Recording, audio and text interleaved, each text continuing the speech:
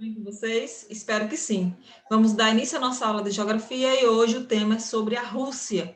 Então, vamos conhecer um pouco sobre os seus aspectos físicos, econômicos e populacionais. Então, vocês prestem bastante atenção e ao final da explicação vocês podem tirar qualquer dúvida ou deixar qualquer comentário em relação ao tema. Então, espere só um pouquinho, vou compartilhar com vocês aqui o material.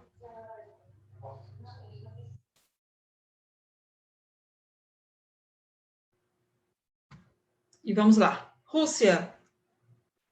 A Rússia, também é conhecida como Federação Russa, é o maior país em extensão territorial do mundo. Então, por ser grande de leste a oeste, ela acaba tendo aí 11 fusos horários. Então, pessoal, a Rússia, mesmo com o fim da União Soviética, ela acaba tendo uma forte influência tanto nos ex-países socialistas do leste europeu, como também nos países que fazem parte da comunidade de Estados Independentes, a CEI, que vocês estudaram no capítulo anterior. A Rússia também é um dos 5 membros permanentes do Conselho de Segurança da ONU, que, basicamente, quando você é membro permanente, você tem direito ao voto. A Rússia, ela também tem grande importância na questão militar e bélica, até porque ela herdou, né, da extinta União Soviética, que acaba sendo herança da Guerra Fria, e ela acaba que basicamente participando diretamente dos assuntos estratégicos do planeta. Destaca aí na questão da produção mineral, principalmente no petróleo e no gás natural. Tanto o petróleo como o gás natural, pessoal, são, no caso, é matéria-prima de exportação para os países da União Europeia e do leste europeu. Eu trouxe para vocês aqui 4 imagens que representam aí o país. As 2 primeiras imagens é a Rússia, no caso, Moscou, a capital, né? O lado mais antigo, a parte mais antiga da cidade, as 2 primeiras imagens. Na terceira imagem aqui é Moscou, também a capital, só que aqui é o centro financeiro, a parte mais moderna da capital. Vocês podem observar que o capitalismo já faz parte, né, desse país. E na quarta e última imagem, nós temos aqui a cidade de São Petersburgo, que é a segunda maior cidade da Rússia. Vamos lá. Aspectos físicos ou naturais. A Rússia é o maior país do mundo, como vocês já sabem, tem 17.098.240 quilômetros quadrados de área. E, basicamente, ela pertence a 2 continentes, o continente europeu e o continente asiático. Mas, em toda a sua extensão territorial, a maior parte pertence à Ásia. Mas a capital, Moscou, ela fica, basicamente, na parte europeia da Rússia. Ele fala aqui. Cerca de 2/3 do seu território estão situados na Ásia, inclusive a capital, né, do país, Moscou. E nós temos um ponto de referência que divide tanto a parte europeia como a asiática da Rússia, que são os Montes Urais, tá? Então, ela acaba sendo o ponto de divisão da Rússia em relação aos 2 continentes. Nas proximidades dos Montes Urais, nós vamos encontrar aqui várias jazidas minerais, principalmente aí do carvão. Aí ele fala aqui. Em seu relevo destacam-se 2 grandes planícies. Nós temos a Russa, situada no noroeste da Sibéria, na porção central ocidental, e nós temos a leste da planície da Sibéria, está localizado o Planalto Central Siberiano, em que há cadeias montanhosas antigas com concentração de minerais como ouro e diamantes. Já na parte asiática do território russo, nós vamos ter climas mais frios, né? Principalmente aí na posição norte do continente asiático. Ao longo do litoral, nós vamos encontrar a tundra, que é uma vegetação típica do clima polar. E ao passo que as latitudes vão se diminuindo, a gente vai encontrar o clima frio, com predominância de taiga ou floresta de coníferas. E já ao sul, nós vamos encontrar o clima mais seco, onde vamos encontrar a vegetação de estepes. Aí ele fala aqui. A leste dos Montes Urais, na porção europeia, o clima é temperado e o bioma é a floresta de coníferas, que abastece as indústrias tanto de papel como de madeira. E ao sul, verifica-se um clima temperado, mais ameno, e a presença da floresta temperada e da pradaria. Essa área é mais populosa, e nela vocês vão encontrar aqui, basicamente, um solo chamado de Chernozem, que é um solo muito favorável para a agricultura. Para vocês entenderem melhor o que foi dito, nós temos aqui um mapa que mostra o relevo da Rússia. Observe que ele é bem extenso, de oeste a leste. E nós temos algumas colorações, tá? Quanto mais escuro for no mapa, pessoal, maior é a altitude do relevo, certo? Observe aqui os montes Urais, ó, que servem como linha de divisão para a parte da Rússia europeia e a outra parte da Rússia asiática. Todas essas áreas em verde claro são as planícies, tá? O verde mais escuro são as depressões. Já no marronzinho um pouco mais claro, aí começam as áreas de planalto, pessoal. E as áreas, né, em marrom mais escuro são as áreas de montanhas, tá? Então, vocês vão observando aqui em relação a todo o relevo. Então, pessoal, como é um território extremamente extenso, tanto vamos ter uma variação climática, como também uma variação de vegetação, ok? População. A diversidade física da Rússia contribui para explicar a distribuição irregular da população. Então, só vamos encontrar aí cerca de 142 milhões de pessoas em todo o território. E lembrem-se, a Rússia é o maior território do planeta, mas mesmo assim só tem 142 milhões de habitantes. Lembrando que boa parte do território, pessoal, acaba sendo inóspito, então não é realmente favorável para a vida humana, tanto por questão de relevo, como por questões climáticas, tá? Aí ele fala aqui, a maioria dos habitantes reside na parte europeia do país, né? É onde você vai encontrar aí o centro econômico, que basicamente é Moscou, que é a capital do país, que vai ter cerca de 12 milhões de habitantes, e São Petersburgo, que é a segunda maior cidade do país, com cerca de 5 milhões de habitantes. A maior parte da população vive na zona urbana, que chega aí a 74,2%, e nós vamos ter uma variedade de etnias, mas a que mais prevalece é a etnia russa, que é basicamente composto por 78% de toda a população. Como foi falado aqui, nós só temos 142 milhões de pessoas vivendo na Rússia.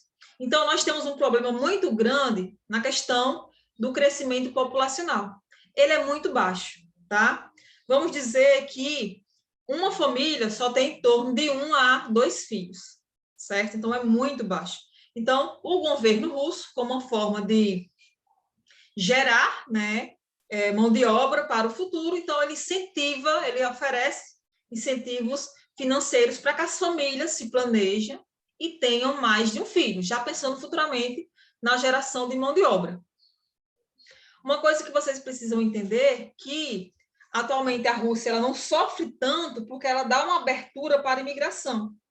Então, várias pessoas que, por exemplo, que vivem no extremo leste da Ásia, acabam indo viver na Rússia.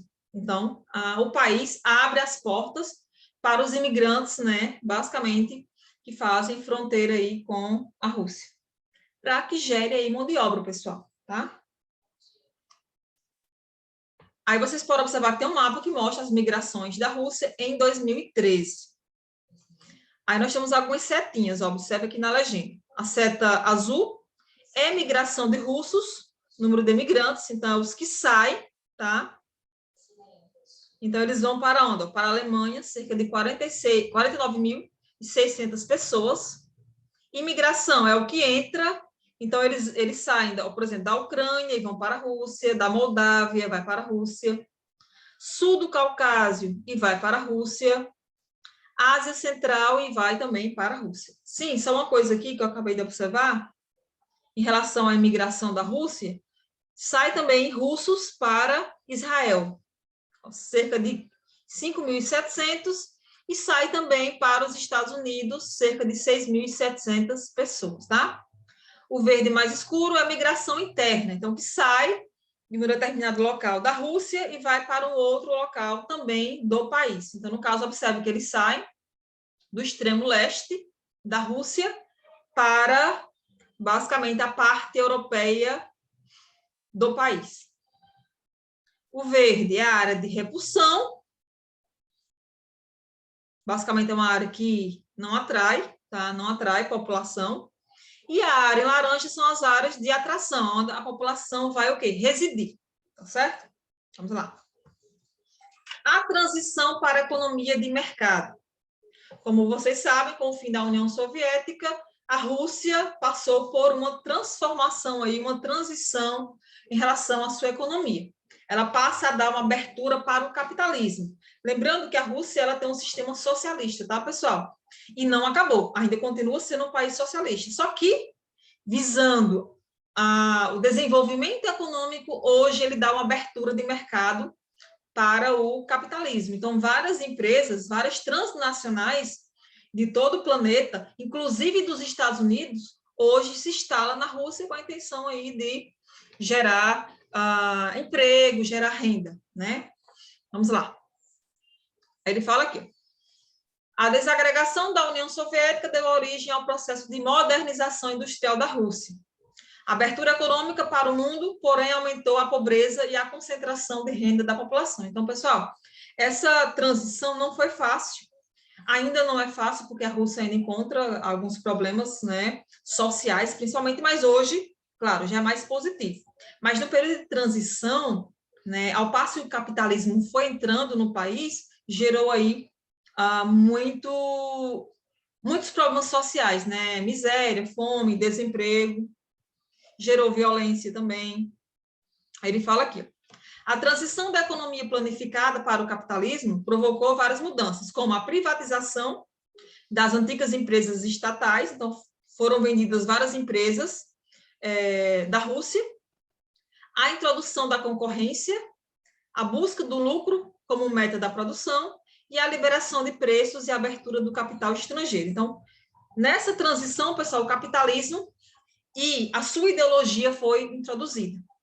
Então, a concorrência começou a entrar no país, começou aquela busca por lucro, né?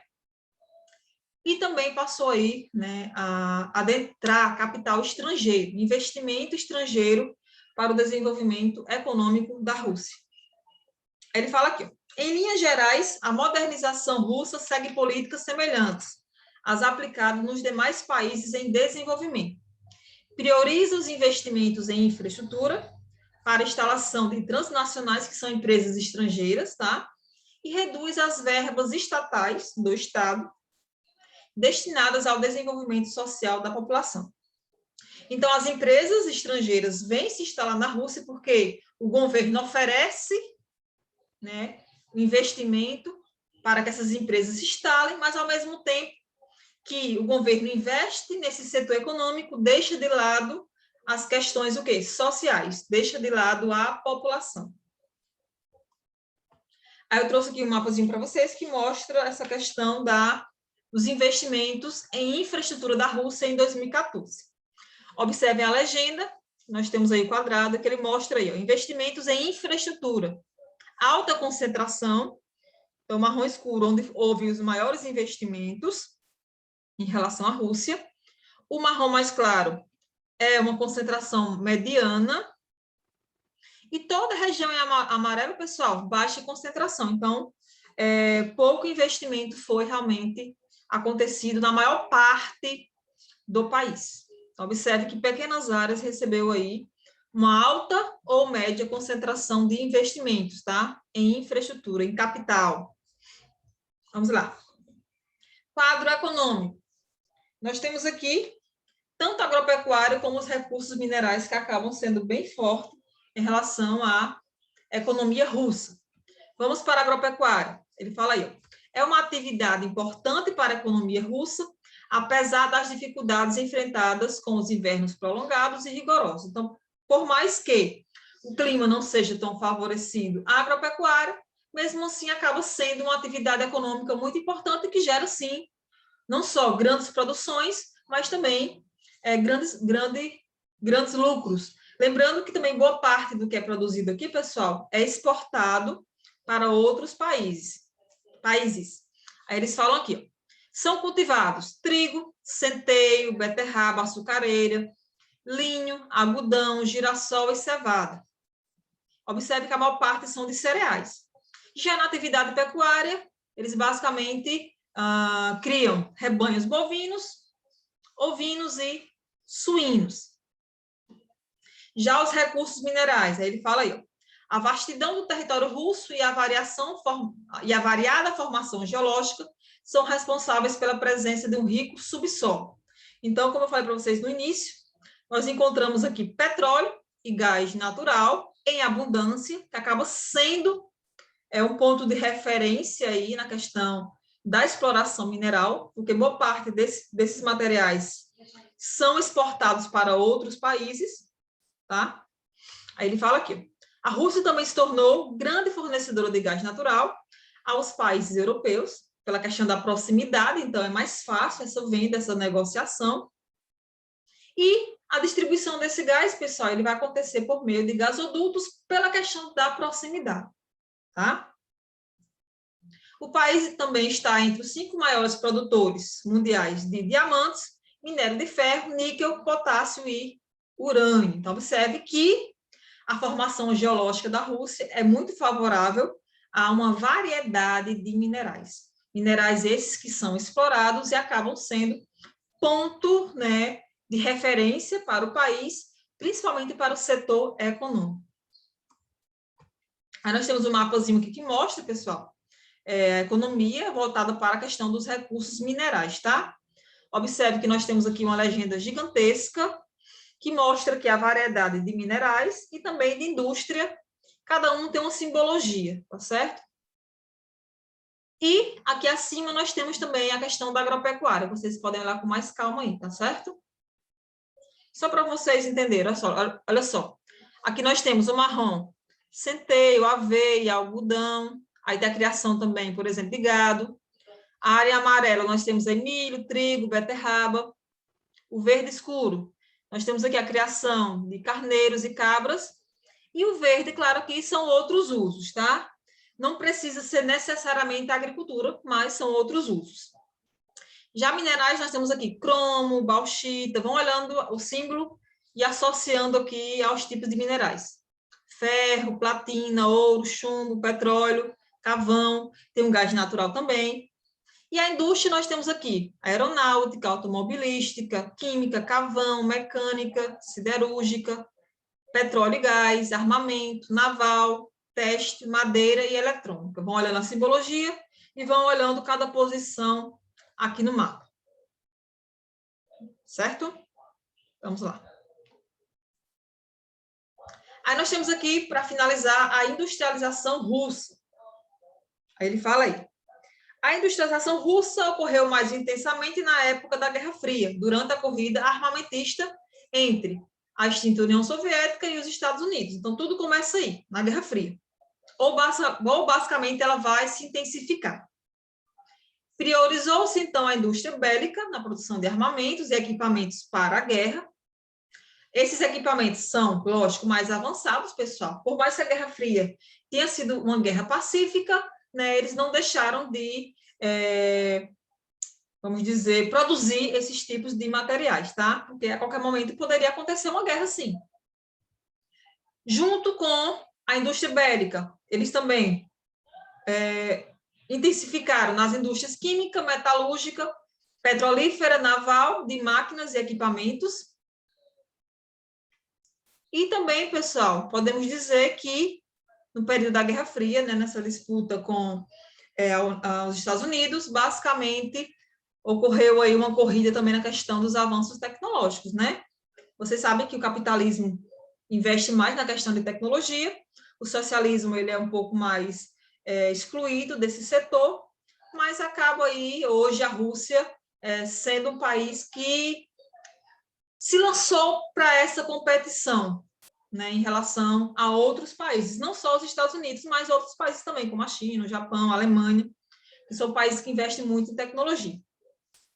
Aí ele fala aqui, ó, seu parque industrial tornou-se obsoleto e defasado, com dificuldades de produzir bens de consumo em quantidade suficientes para abastecer o mercado interno. Então, boa parte do que é consumido em relação aos bens de consumo, como alimento, roupas, calçados, entre outros produtos, vem da importação, porque eles não conseguem produzir, eles não investiram nesse tipo de indústria.